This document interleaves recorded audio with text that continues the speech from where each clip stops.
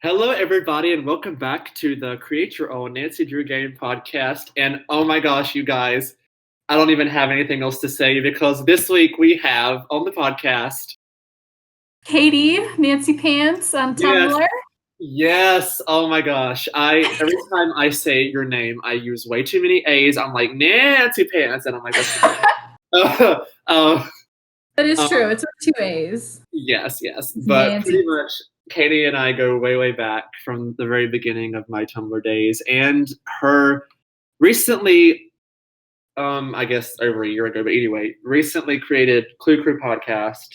Was my first exposure to podcasts and kind of my inspiration to do this podcast, and was a lot of fun. Aww. So gonna name drop it. If you haven't listened to any of those episodes yet, go do it. Yeah, I don't know what the YouTube channel for that was, but name drop it. And if you want to hear me do the carousel episode or the Venice episode, yeah, all jokes aside, I am so excited that Kaitie is here on this podcast today. I'm excited. I'm here. Yay. So Kaitie, how long have you been playing the games for? Let's see. The first time I ever played a Nancy Drew game, I was 6 years old. Wow. Yeah, because my mom also has always been into mysteries, and she's played a lot of computer games. And so when I was 6, like my grandma bought Message in a Haunted Mansion for my mom because it was kind of like the type of game that she was into. And so I watched her play it. I was scared out of my mind because I was 6 years old and it was Haunted Mansion. Yeah, absolutely. I see you. Yes, that's the one. I was so freaked out by that. And so then I didn't really play the games again though until I was about 10. Yeah. 8 or 10, somewhere in there. But I know it was right before Blue Moon Canyon came out. Like there was a lot of hype going on for that game. So. Which is an amazing game. So good. My top 2. Yes, me. It's in my top 5. I'm a very, very not harsh critic. So a lot of the games I just can't rank them because I'm very not that harsh of a critic. I can point out a game and be like, this part's annoying, but I generally love the game. It's just I'm not that harsh. Yeah, I feel that. Yeah. So your favorite game, one of the top 2 is Train. I'm gonna go ahead and guess that's the number 2 spot. That is the number 2 spot. I think if you look at my little Tumblr pop-up thing, you kind of figure out my favorite game because it's my banner. Okay, let me go ahead and go spoil the surprise. And I'm for myself. Yes. So. Okay, I tried to pull up your blog and it said, you don't exist. Oh, perfect. Got our back, Tumblr. Yes. So, everybody, your favorite game is Crystal Black Manor. Like everybody. It made me sound like I'm so basic. Okay, but you know what? It's a great game. I've said this so many times on this podcast, but I used to hate it because I thought it was so difficult. It made me want to throw my mouse across the room. I forgot what puzzle it was. I think it might have been the key puzzle at the end. Or there was one puzzle, I wanted to kill everything in the game. I forgot what puzzle it was. It's so funny because yes, when I was younger, that game was infuriatingly difficult, but now, I genuinely don't find any of the puzzles in that game hard. Now that I know what I'm doing. Yeah, and I think that with how difficult I feel the newer games have become, Sea of Darkness, I felt was very, very difficult. Yeah, difficult in a different way, but for sure. Yeah, which I love that game too. But as we've played the newer ones and we've seen how much the company upped their game with puzzles and stuff, the older ones 1 through 14 just play no problem at all now. For me personally, at least. Yeah, that's probably why I like a lot of the older games is because the puzzles were less puzzly and they were more actual environment type puzzles, or else they just fit seamlessly into the environment. And the newer games have so many too puzzles. There's just so many of them. Like it's just like every. I mean that's not a problem. Yeah. They're puzzle games, but like there's just way too many. Not way too many, but way much more than the older games had. So For it's sure. like that's kind of like I guess socialized us to think the older ones are pretty easier. Yeah, have you read any of the books? If so, I guess what's your favorite one of the books? I have never been much of a Nancy Drew reader. Wow. I read some when I was younger. Like I know I went through a phase where I read a lot of the girl detective books because they were new, like they just come out, and so I was like all into that. But then I also read a lot of the files, I think, a little before that. So I still have some of the books on my bookshelf. I haven't read all of them, Yeah. but I read some here and there, but I could never get into the yellow hardbacks. Like they're the classics, but I just was never able to get into them. Yeah, the newer the ones that were like 2000s ish were the best ones that I always found myself like reading. Yes. They used to market like they would have when you got the game. Well, I know there's some packaging of games that's like this big box, and the left side of the box has a book in it, and the right side of the box has your game in it. But they're not always like the book that game is based on. But it's just like a weird way to like kind of help each other out in a sense, like help the books help the games out, and so forth and so forth. Yes, I think I had. Yeah. Sorry. Oh, you're fine. They used to be a thing though. I remember because I remember used to seeing those on the website. Yes, I think I had the one that was like Shadow Ranch was packaged with whatever the horse book was that they had with it. I don't remember the title of the book, but I think but not the Shadow Ranch book because it's yeah, no, it wasn't Secret of Shadow Ranch. It was like a case file, I think. Because yeah, it's just that book is so good because that's one of the only of the yellow back books I've read is Shadow Ranch, and it's just so different from the game. It's like there's a whole. I think Shorty has maybe it's his mom or maybe I think it's his mom that's also there. Like Shorty has a mom there. Yeah, wait, wasn't it Mrs. Thurmond? Wasn't Shorty? Yeah, I'm pretty sure she was the culprit too. Spoiler alert for the book. But I'm pretty sure she was the culprit too. Wow. Which yeah. And my next question is stupid of me to ask, but I have to. Have you seen the Nancy Drew TV show? I asked the literally acclaimed wife of Alex Saxon over here. I really think it's funny to be asked that. I know you ask everybody, but it's just yeah, I do watch that show. So yeah, I very much watch that show. Everybody knows Alex Saxon is Kaitie's unofficial husband. Ace from the CW Nancy Drew is kind of her man's. Ace and the Hardy Boys.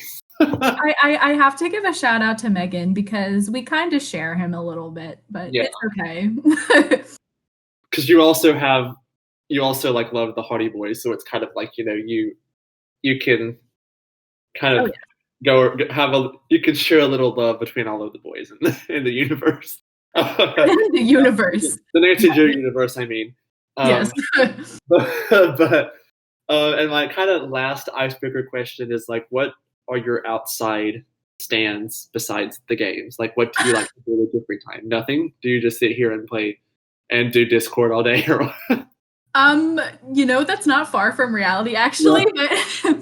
But the only other thing I would throw in there is that I have gotten really big on like story analysis, especially for TV shows. Like I just genuinely enjoy picking apart narratives and like analyzing the characters and their motivations and trying to figure out what it all means. So I don't know. I've just really been into that lately.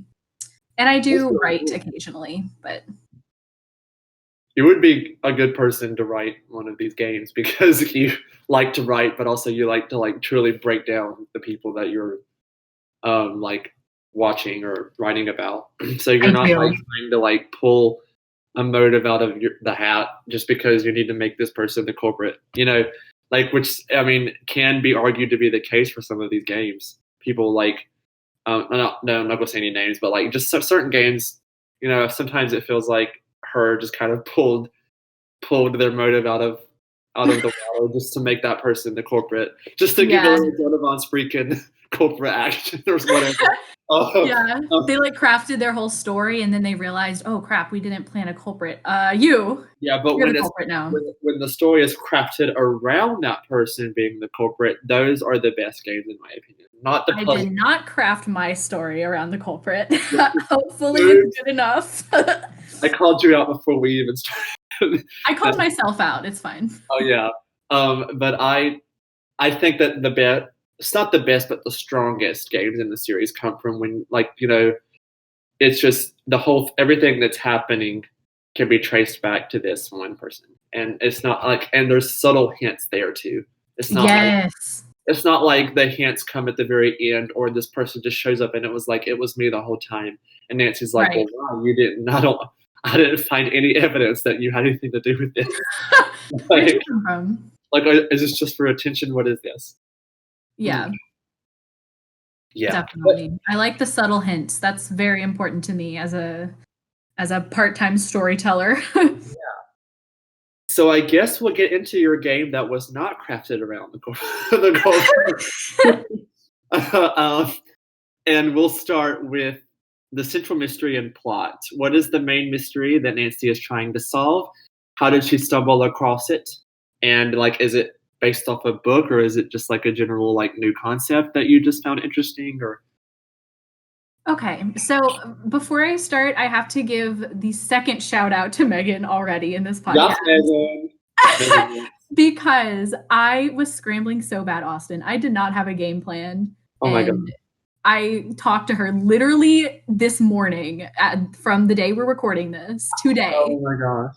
I talked to her and she helped me like smooth out all of my details. So thank you, Megan. Bless your heart. Megan.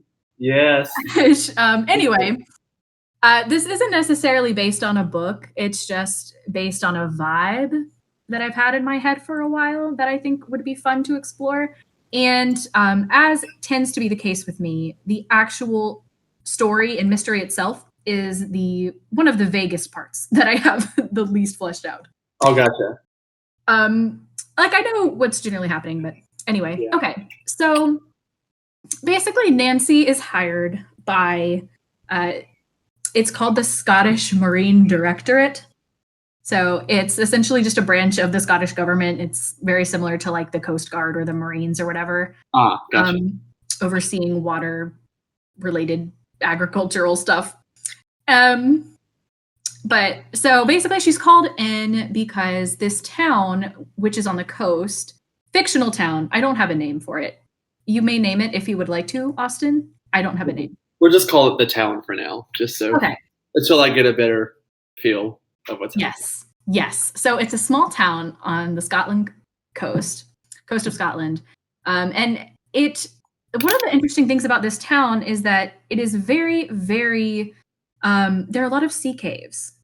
So it's kind of nestled in this little area surrounded by a bunch of caves and sea caves. Yeah, sea caves. Caves in the sea.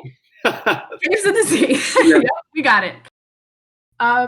But so basically recently somebody has just been terrorizing these sea caves a little bit. 2 of them have collapsed recently, and the government authorities have discovered that somebody has been illegally like digging in the caves, drilling into them, basically just kind of eroding them before their time. Yeah. And so the general assumption is that somebody is looking for some kind of element or whatever, like limestone, sandstone, something that's naturally occurring, which I don't really know much about. Like I said, this part's kind of vague. Right. So she's called in by the Scottish version of the Coast Guard or whatever. I guess that's something like that. Yeah, something like that. Because there's been destruction of the sea caves in this small Scottish island.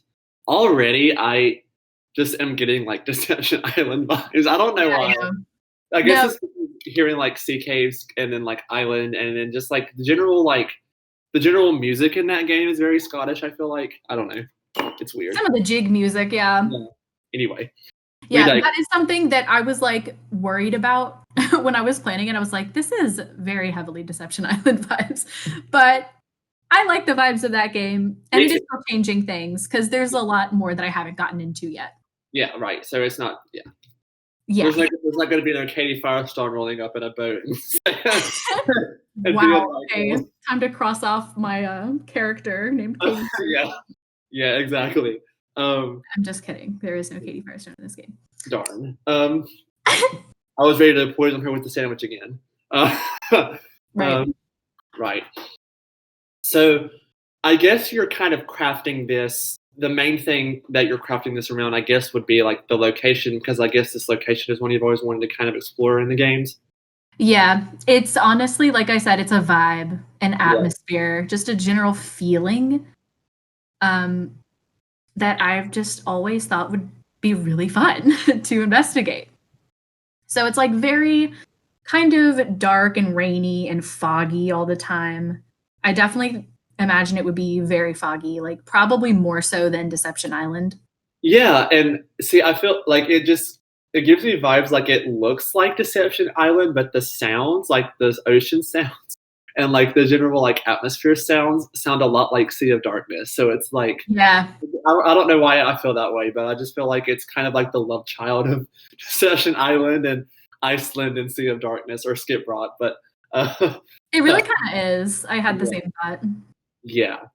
So the next thing that I kind of have is kind of like a time or season. Like, is this set in a certain time of the year? If so, like what season? And like, yeah, I know that's kind of weird, but like, what's the mood like too?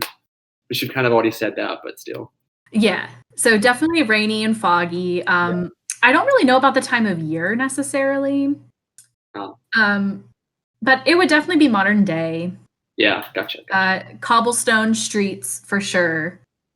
You know, those little like chain fences almost that they have that like separates the streets and everything from the ocean down below. Absolutely, yeah. That vibe. That vibe. And just cute little stone buildings and with the old wood, fading street signs, kind of an older town, but you know, the residents give it a lot of love. Yep, we're just waiting for the harbor master to show up, and just oh wow. Yes. Just to defend the town as the harbor master. Yes. So I've talked about the current day mystery that's going on. Ooh, plot twist. But I have yet to delve into the historical backstory of this town. Go ahead and talk about that now. I think that we're okay to talk about that now. Okay. So there's no spoilers, like nothing spoilery yet. No, nothing spoilery yet.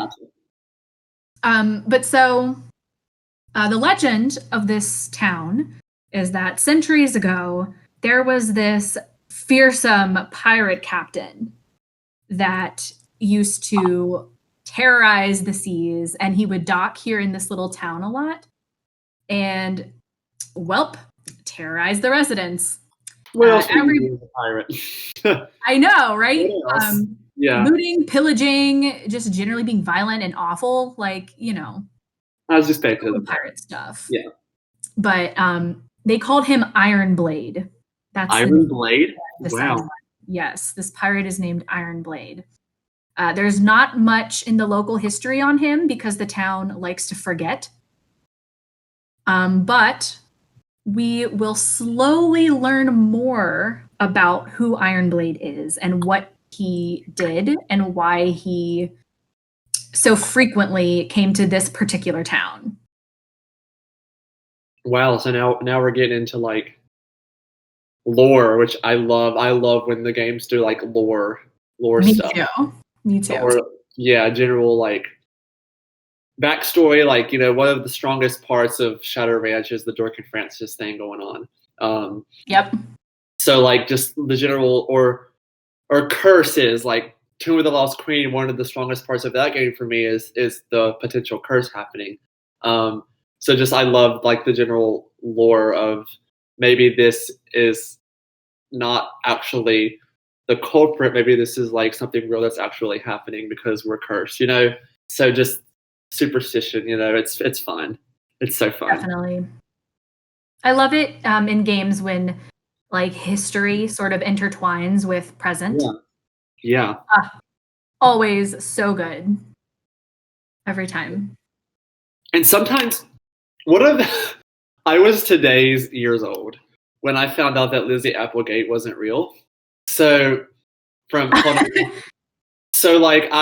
because I was so used to playing Final Scene and Royal Tower where it's Marie Antoinette and Harry Houdini. I'm like, oh, they're real people. I know they're real. I've seen pictures of them and I've researched them. But then I'm like, Lizzie Applegate, she's real too because the other people are talking about and these earlier games are real. But then turns out she's not, and I was like, darn. Yeah. So yeah, that was off topic, but I had to share to the world that I was stupid about that for 21 years. You're good. Anyway, the next section that I have are the characters. What characters are there? We can talk about name, gender, orientation, if there's specific orientation. Are they connected to each other? Like, are there any siblings in this group? Maybe if you have thought about it, talk about like where you might find them in the game, like where they're located, if you have that in your mind. If not, it's fine. Or maybe talk about like how they're suspicious, like if they give off a certain vibe, or if I guess just like why they might be suspicious to what's happening, if that makes sense. Yeah. Okay. I have a fair amount of detail about them. Most of them are just locals. So. Gotcha. Okay, so to start, we have his name is Blair Macarthur. Blair Macarthur. Yes, not to channel Deception Island again, but he does boat tours. Well, but his are whale watching tours. He is more just like, he has lived here since he was a little boy, so he knows, the town's history. And the sea caves are a big, point for tourists. So he has clearance to, go and give tours on the ocean, take people into the sea cave so they can see it. He knows all the evacuation protocols, of course. But yeah, he's pretty friendly, and he is also very knowledgeable about the town and the geography of the town and the history. Yeah. Yeah. But Arthur, the boat tour guy, kind of he'd be suspicious because he knows literally everything about the sea caves and like yes, and he also would know how to take it down. Yeah. Correct. And he also he lives a humble life. So, he could maybe stand to gain something from some kind of hidden treasure in the sea caves, limestone. Yeah, absolutely.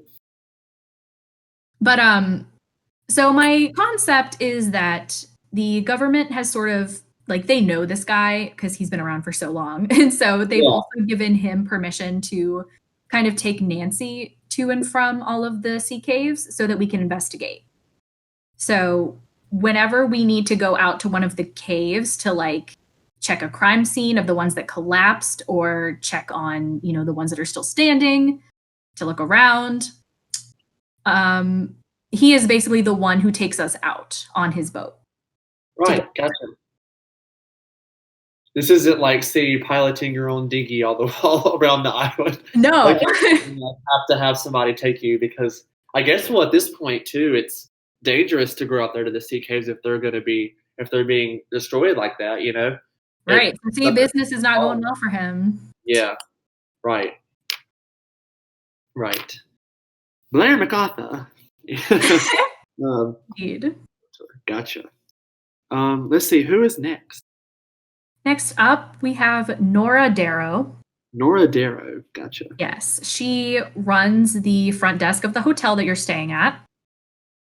And this poor little anxious bean is so overwhelmed because her older relative just passed away.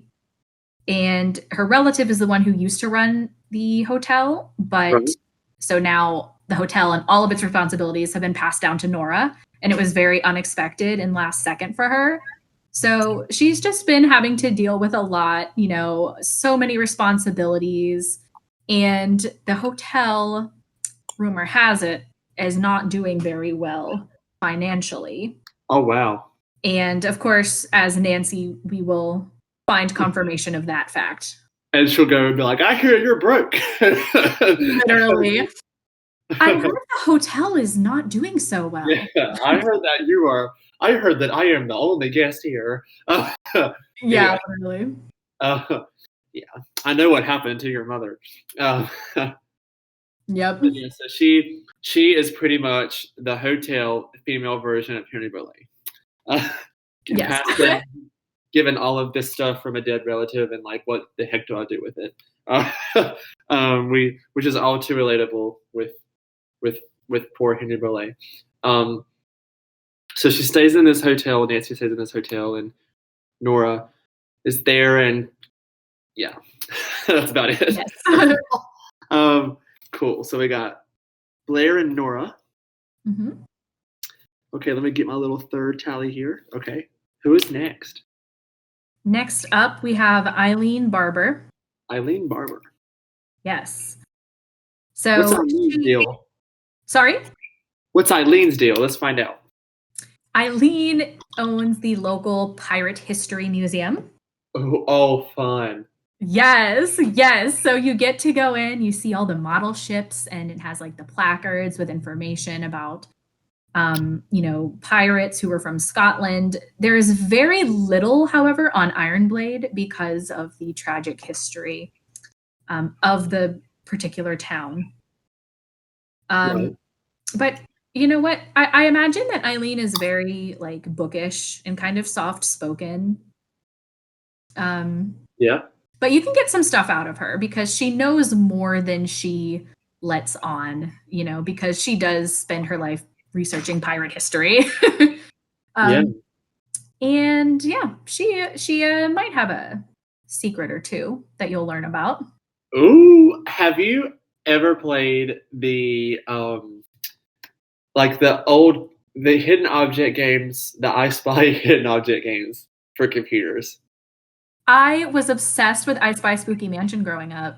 So there's the treasure hunt one that's just it's formatted the exact same way that game is, and you're in like a coastal town, and there's like a pirate museum that you have to solve two hidden object puzzles in, and you go around town finding a treasure map. But there's like this super elaborate like pirate museum, and so I'm immediately like, oh, you should check that game out because like this pirate museum is like there's rope in it, and there's like pictures in it, and there's swords in it. Like it's just there's so much potential in that. Like you can Soren Bergerson would be happy with all the swords in that museum.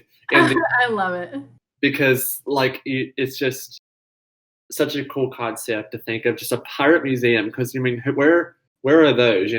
Like where are those in the world? So it's just it would just be so neat. So neat. Cool I know. stuff. I don't remember that particular I Spy game very well. Yeah, Spooky Mansion was my favorite too. But like I remember playing all of them at one point, and that game was pretty fun too. Anyway, cool. We're just digress central. It happens. Yes, we're kind of on topic, but we're still digressing. Yeah. Eileen Barber, cool. Yes. Are there any more?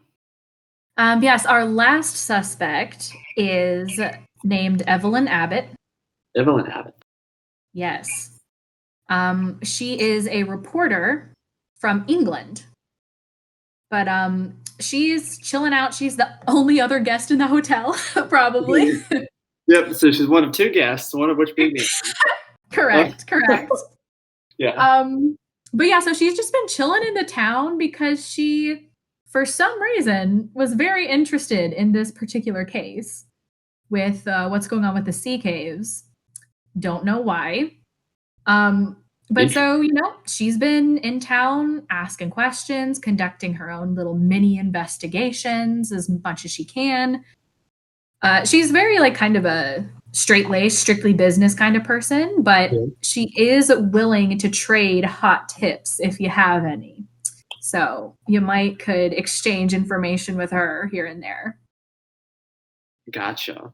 So she also might be hiding a secret or two. As most reporters do. The nice version of Brenda Carlton up in here in Scotland. Yes, literally. Cool. Well, so not crazy, at least. Not like Brenda. Yeah. I would guess that Nora and Evelyn are probably located in this hotel, correct? Probably, yeah. I know Nora would be at the desk. I hadn't really thought too much about where Evelyn might be. I'm thinking... Go ahead. Maybe like in the lobby on her computer or something. I don't know. I was just general suggestion. Yeah, I was going to say maybe like at a table that's outside of the hotel on the street or like on the sidewalk, or in the lobby also works. I could see it going either way. And then Eileen must be in the pirate ship museum, and then Blair must be like in his boat tour place thing. Yes, so you'll generally talk to Blair whenever you need to go out to the sea caves. Or I mean, that's like obviously an open opportunity to talk to him, but you can talk to him without taking a tour or going on a boat. But you just like that's a dialogue option if you need to. Yes, exactly. So those are the 4 suspects of the game. Here's the fun part. Are there any phone friends? There are phone friends. Go ahead, give us the deets. There was last game. People have just given some great phone friends. I mean, we've had Savannah Woodenback. We've had Zoo from Zoo. Zoo was great. I haven't listened to that episode yet, but that's awesome. The last one because there's a big thing about speakeasies, and so Zoo helped with that. But anyway, cool. Listen to last week because there's some Zoo action. Anyway, so we're at the phone friends. Yeah, sadly, I now feel like my phone friends are going to underwhelm, but that's okay. That's so, of course, one of your phone friends is going to be like the cabinet secretary of the Marine Directorate who hired you. Yep. So that one's kind of standard. And I wanted to slide a recurring character in here. So I was thinking, logistically speaking, I thought that Dagny might make sense. Please. Right? Okay. Because I haven't mentioned this yet, but as the game progresses, of course, there's pirate lore. We learn about a potential treasure that's hidden somewhere. And so I was just like, that's a perfect lead-in to bringing Dagny back. So let's do it. Yeah, because, absolutely one of the best newer characters. I could write an essay on how complex Dagny is of a character. Yeah, and she's fantastic. Dagny and Clara Thornton are the most probably, maybe Xenia too, but those 3 are like the most complex characters in the newer games. And so, very, very layered, all of them. I just, that's been one of the strongest points of the newer games has been that, those 3 women. But anyway, so Dagny, and see, at the end of C, she leaves Nancy that note that says, "Catch you later, friend." Well, here's later. Exactly. So it comes full circle. I always felt like she would make a lot of sense to be a recurring character that you got to talk to again. Yeah. So we got the secretary person and then Dagny. And listen, Austin, I am pandering to myself and I don't care because we have Joe Hardy, but Frank is on a ski vacation with Biff and Chet. Oh gosh. Yes, it's just Joe. He caught a cold at the last second. So you get a little bit of the hang on, Nancy. And he puts the phone down and you hear him coughing and stuff. So poor thing, but and so we're keeping him entertained between Nancy's phone calls and his video game. Like he's good. To compromise, we are going to force Blair Macarthur to be our absolutely required Joanna Von Spreeken role for this game. Yes. Have a Joanna Von Spreeken role for every single game, or it's not a good game. No, 100%. So since Frank is MIA, Joanna Von Spreeken will be Blair Macarthur. Yes, absolutely. Still Rob Jones as Joe because it has to be. But it has to be. Yeah. So we got Joe Hardy. Yes, I'm sorry. I love Frank. I genuinely love Frank Hardy. But Jancy, come on. I mean, listen, nothing like super Jancy. That wouldn't be in line with canon. But just enough of that sweet banter to make my heart happy. And to make people who previously didn't get it just go, huh, okay, nice. Maybe there's something there. Yeah. And then I'm pandering to myself. I already said it. I'll say it again, but it's fine because it's my game. Yeah. Your game, your rules. And then our fourth phone friend is Alex Saxon. Oh Lord, yeah.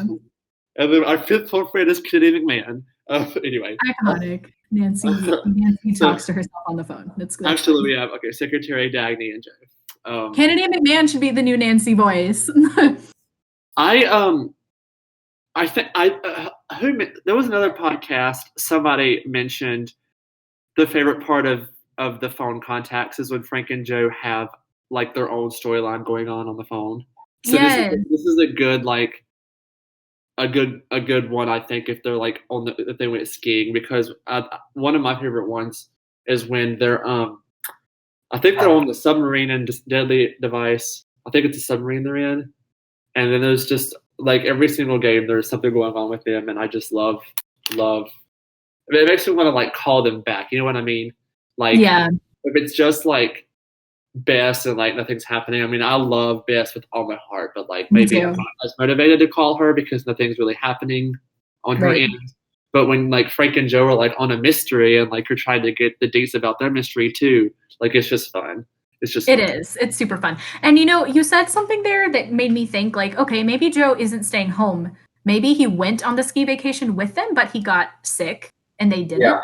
So that's why you're talking to him, because he's just like sprawled out in their room while the others are off skiing. But you could still get like at least a pop in and a hello from Frank. Yeah. So that you get to talk to him a little bit. Yeah, and I think that I think it was last podcast we talked about the Frank and Joe like little mini stories happening. But yeah, you know what I'm talking about. Always so good. Oh yeah, always.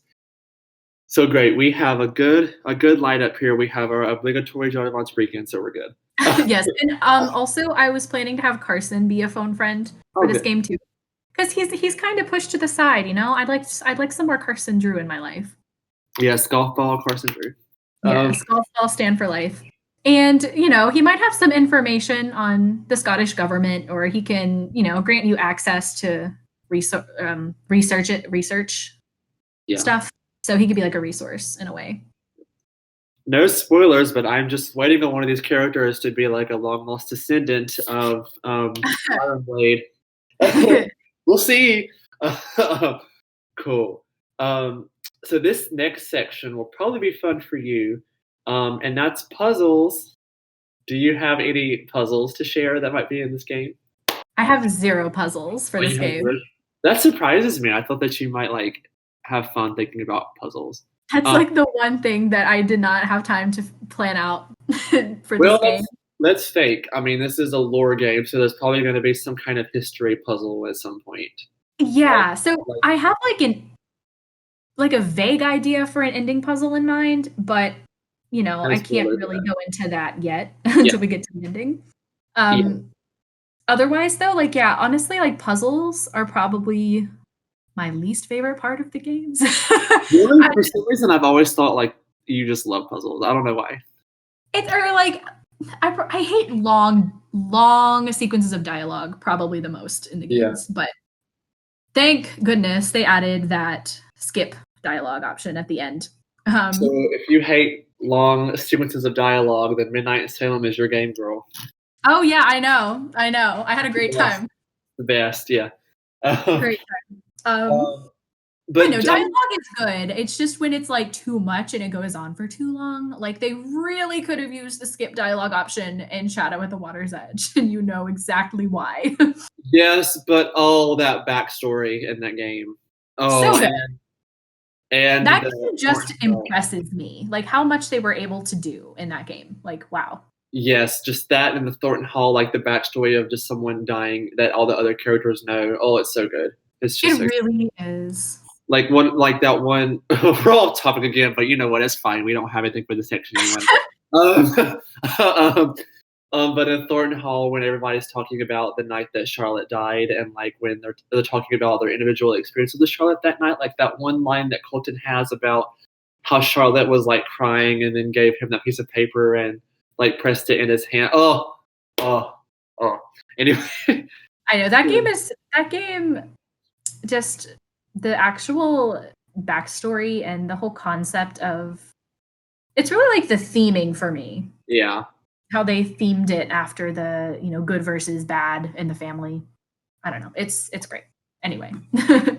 Yeah, and that game really, I mean, no spoil. I'm not gonna spoil anything, but like, there's a corporate, but there's also not. Like it's just like corporate's like, I guess.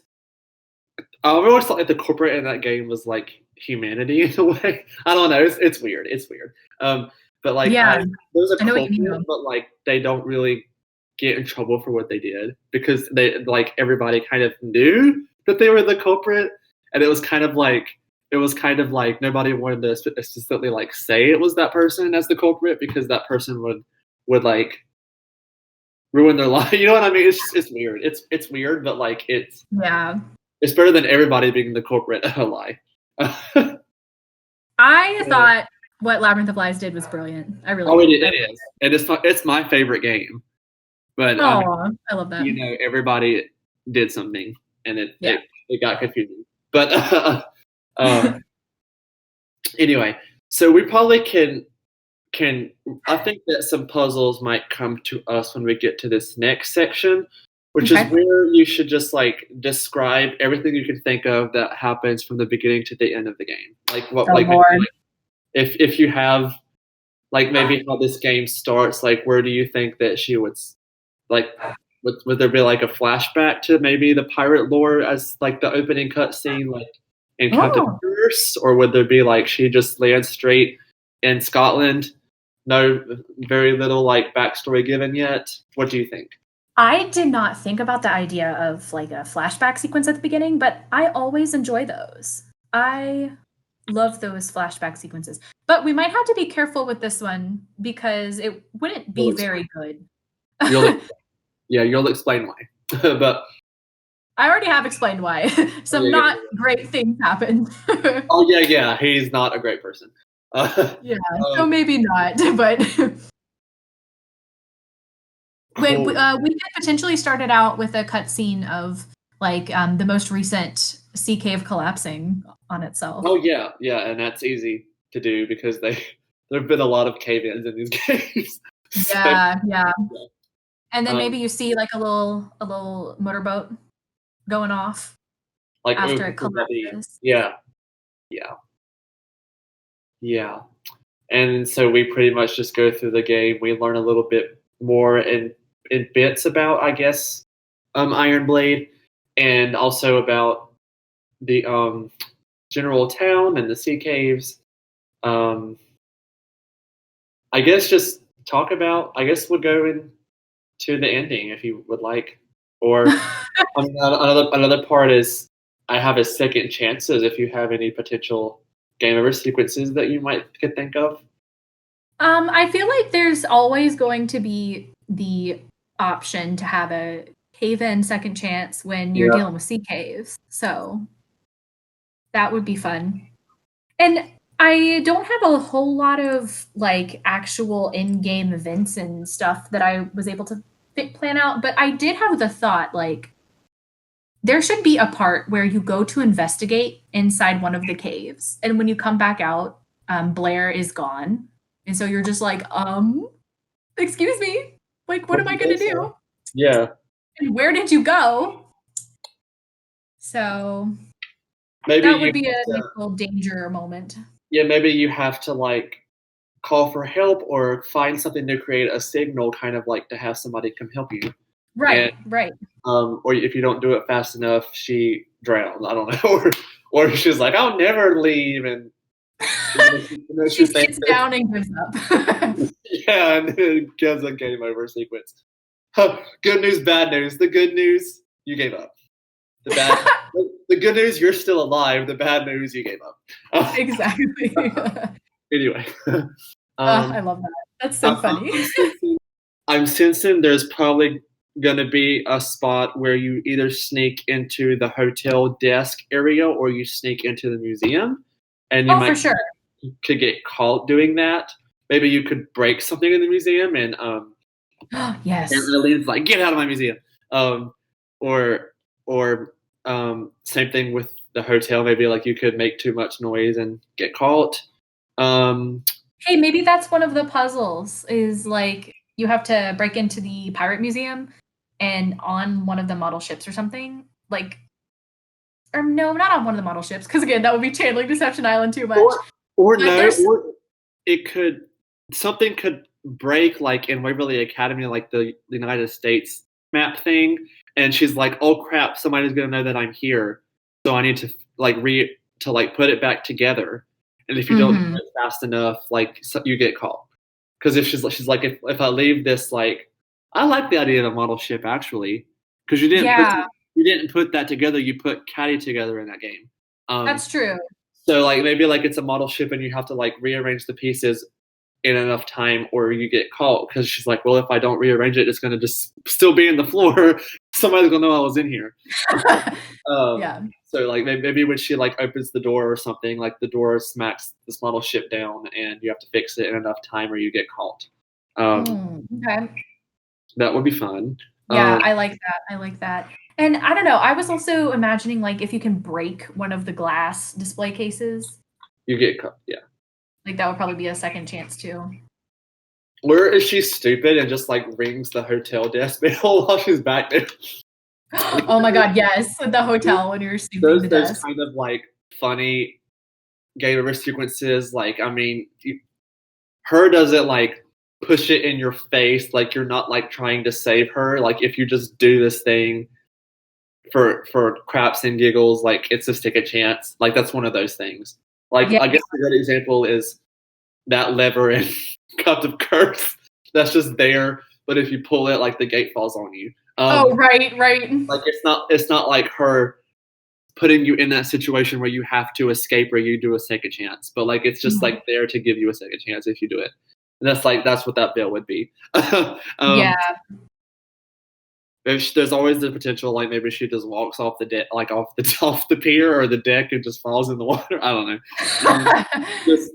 Just some fun stuff, and there might be one at the end of the game we can talk about later.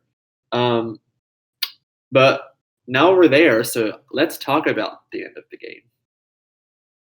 Okay. Well, before leading up to that, actual ending, I'm gonna be honest. Another thing I didn't have time to plan super well. I don't have the literal ending sequence figured out.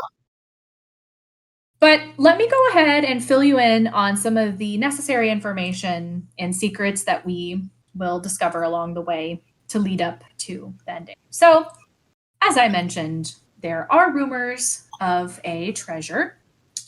And as you keep doing some digging, in the Pirate Museum and some resources that Carson passes on, just talking to the townspeople, you eventually discover that the rumor is that Ironblade, the reason he kept docking here is because he was utilizing the sea caves that are surrounding the town. There's 7 of them, by the way. Oh, 7. 7 sea caves, yep. So, and he was, the rumor is that these sea caves are connected to his treasure that he hid. So it's supposedly his greatest, grandest, most valuable treasure. All of the treasure that he collected on his travels, he would bring back here, and he hid in the same place. And so this also kind of ties into why he chose a small town, because there's not too many people. And he could get away with just scaring people off and being able to do his business and hide his crap. Right, yeah, absolutely. But yeah, so the actual truth, the culprit is looking for the treasure. They're not looking for limestone. They're not looking for whatever. They know about the rumor. They know that there's supposed to be, Ironblade's treasure. And so they're just going off of maybe the treasure is in one of the sea caves. Absolutely. And so that's why they're digging and drilling and destroying these beautiful, gorgeous works of nature. What a disgrace. I know. Absolutely terrible. Terrible. So, and also very stupid. Like, if it actually collapsed while you were in it, like, no. So, we're going to say that they only drilled around the outside. I'd also imagine that it would make a lot of noise, and you would probably get caught eventually, right? Yeah, probably not literal drilling. I'm just not quite sure, like, what else to say, because I didn't have much time. Or they use one of those like Soren swords to like knock down stalactites and just. Yeah, right. Exactly. Anyway, yeah. This isn't a great plan on the culprit's part. I'm gonna be honest. They're selfish. They don't have a good plan. Right. Yeah. Yep. But so, in reality, people just know the caves are connected to the treasure. The culprit is thinking the treasure is in one of the caves. In reality, the connection is that the pirate, Ironblade, he took his map that he made. Yep. Probably not paper. He probably had it like forged or something, so it's like an actual legitimate, like, heavy. Like the one in Seven Ships, like it's that small block of iron that's got like forged in it. Correct. But the map is split into 7 pieces. Ooh. So 7 pieces, 7 sea caves, right? So each one of the sea caves is one piece of his map. I'm smart sometimes. Yes, I love that. I can make connections sometimes. I can get there. You did a good job. I'm proud of you. So yeah, and that's the connection. And of course, Nancy figures this out probably about halfway to 3/4 of the way through the game. And so then your trips to the sea caves becomes less about investigating the structural integrity and figuring out where the weak spots are and looking for evidence, because you'll do that at the beginning of the game. You'll like actually look for physical evidence of the person who might have done it. Yeah. But, towards the end, it ends up being more like you're using clues maybe that you found from Ironblade hidden around the town. And so you're using those clues to kind of help you figure out where and how he hid each map piece within each sea cave. Yeah, so I got you. I'll follow. That kind of becomes the adventure at the end, is actually going into each of the caves and collecting the map pieces. If 2 of the caves are collapsed, you probably just have to assemble it without the 2 pieces. Either that, or you're able to find at least one of them in the rubble. Would probably also work. Yeah, so it goes from being a vandalism case to like a treasure hunt, and those are always fun when they like throw you for a loophole halfway through it. They're like, this was supposed to be a reality show, but actually it's a treasure hunt at Shadow Medallion. But anyway, yes, those are fun. Those are fun little loopholes. Mm-hmm. So, going back to some of the suspect secrets that we have not learned about yet. Oh yeah, please spill the tea on this suspect. Yes. I know you were asking for a direct descendant of Ironblade, and you got it. Who is it? Absolutely got it. Who do you think it is, if you had to guess? I guess you don't have much to go off of. Evelyn or Eileen? It is Eileen. Because my biggest guess was because she cares enough to make a pirate-like museum about him, I guess. Excellent. Love it. Love it. The reason why I thought Evelyn was because she's nosy and a reporter. But then again, she's from England. So anyway, yeah. So Eileen. Cool. I like your logic there. Very logical. Great. So after you do a lot of deep digging into the town's history and Ironblade himself, you learn that his actual name was Henry Barber. Ooh. And much like our dear friend Eileen Barber, she has a tattoo on her arm of her family crest. And so one of the references about Henry Barber that you find has the same family crest that's tattooed on her arm. Yeah, have we ever had a character with a tattoo? Henry Bolet. Oh, that's right. Henry Bolet did have a tattoo. It wasn't I think he's the only one, though. It wasn't like an arm sleeve. It was, for some reason, I thought like that, because he does wear like a little arm, like a black arm sleeve on one arm, and then the tattoo, right? Because he's got like a picture of the dragon tattoo. Oh yeah, that's right. That's right. The other one has the like black fingerless glove, right?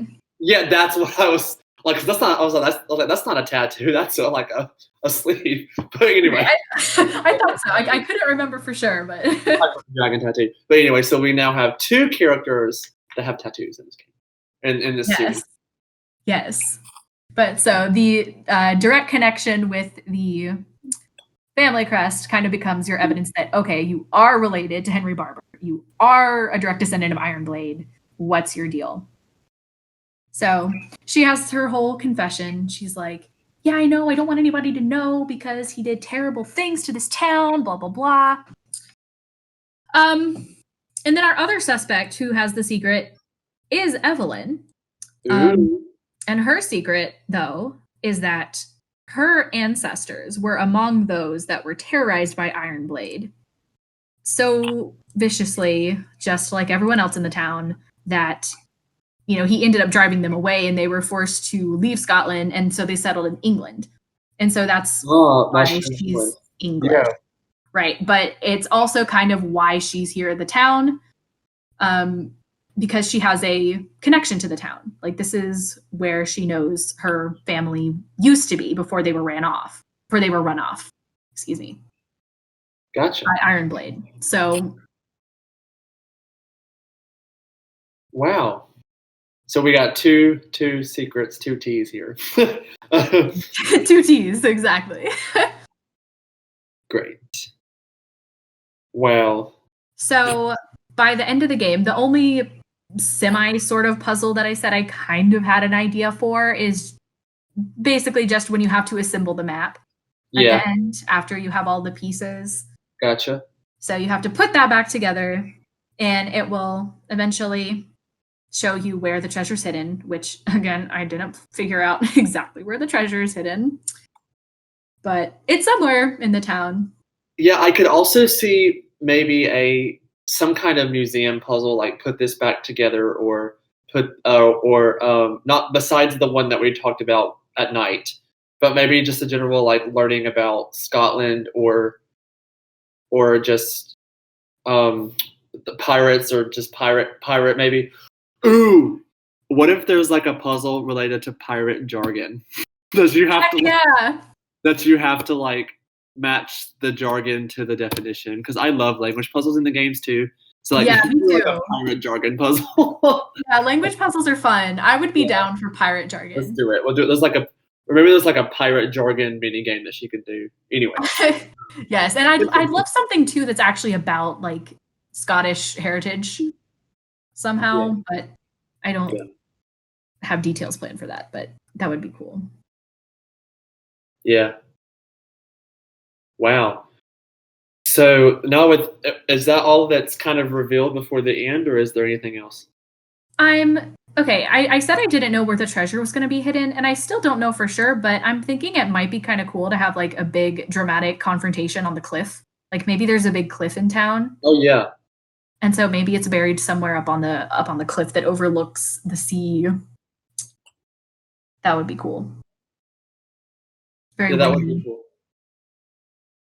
Wind and rain. Confrontation on the cliff. Yes. Great. So I guess we're at the end, like with the cliff. I guess we are. So go for it. Explain what the deal is. Do you care to make any last minute predictions or thoughts? No, I'm pretty proud of myself for guessing that Eileen was the descendant of the pirate. So I think that I'll just sit this one back. Okay, very cool. I mean, there's not a whole lot to say from here on out. But the culprit is, in fact, Eileen. Ooh. The direct descendant of Ironblade. Oh my god, I just got like a weird emotion where I felt like, oh no, I'm spoiling it, but it's not a real game, so it's fine. Not yet.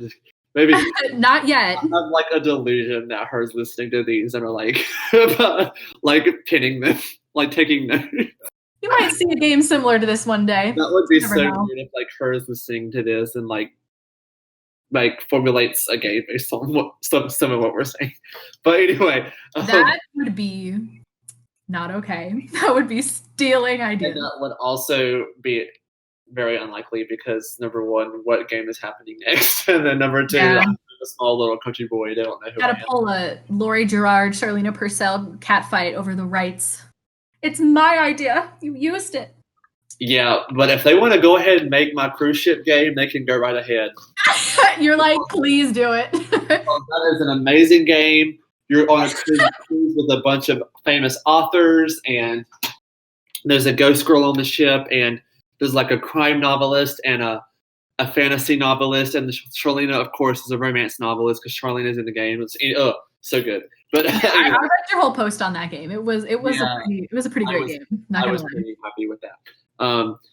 So I'm thinking there needs to be some kind of sea cave action at the end of the game, maybe where the treasure might possibly be, or if not, but some confrontation there.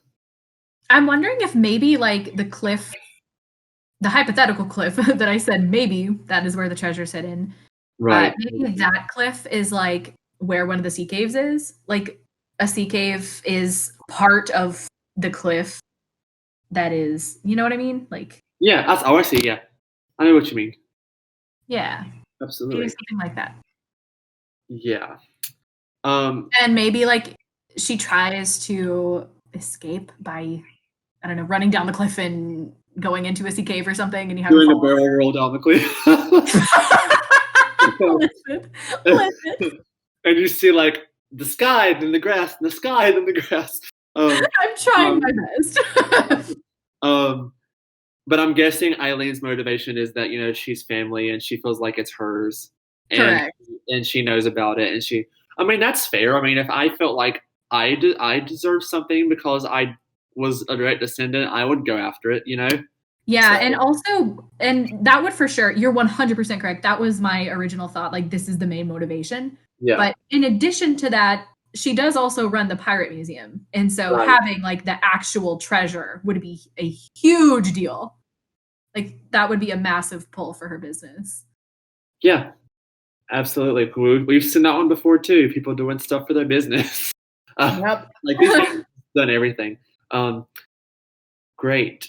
So are there any last things that you might have missed or maybe want to re-clarify or talk about before we get into the kind of end podcast stuff? You know, I think I kind of covered all of the main things that I had. Other than playing this game, I feel like Nora would be my favorite character just because poor thing. She's just been given too many tasks for one person. I know. She's probably having to plan the funeral for her relative, and she's having to take over the business and get the hotel out of financial trouble. And now she's a suspect in this case. Like, this poor girl, please give her a break. Absolutely. Like, she is just not having a good time right now. She's not, and she deserves better. She came out to have a good time, but now she's feeling so attacked right now. I know. I feel like I would probably resonate with Eileen just because I think it's cool when the characters have something that makes them different, like a tattoo, or Dagny being gay was a big, amazing thing for me just because she was a different character than what's normally in the games. Nora too. So great. So I have two potential titles. One of which is The Clue in the Seven Sea Caves, or The Curse of the Pirates of Scotland. So Yeah. Fun fact, your first one is remarkably close to the actual name. Wow, go ahead.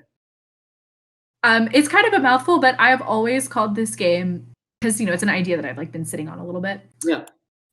Or a concept at least. I call it the mystery of the 7 sea caves. Well, so I missed one word. Wow. One word. You were right there. Wow. That's the You were right closest there. I've gotten.